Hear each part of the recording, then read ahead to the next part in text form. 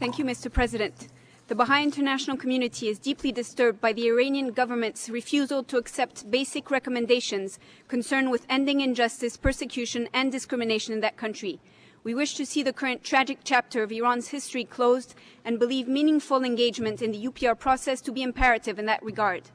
With particular reference to the situation of the Baha'is, rejected recommendations 15, 39, 40, and 41 asked Iran to stop discrimination, incitement to hatreds, and acts of repression against the community. Accepting these would have required specific measures to end intimidation and discrimination against Baha'i children in schools by teachers and officials, for example, and to rescind policies that deny Baha'i access to university and to 25 trades from which they are officially banned. Rejected recommendation 14 simply asked Iran to act in conformity with recommendations of the Human Rights Committee and two of the UN special procedures.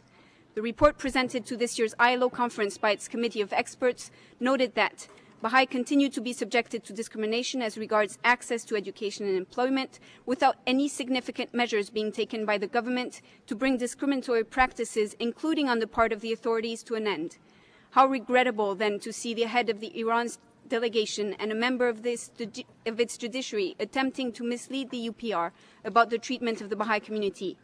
How low the regard in which the Iranian government must hold the UPR process if it believes such behavior to be sufficient response to the statements of 26 states, each calling it to account for the human rights violation perpetrated against the Baha'is. While welcoming the recommendations accepted by Iran, we are greatly concerned by the government's insistence on a partial reading of the right to freedom of religion enshrined in Article 18 and its continuing refusal to commit to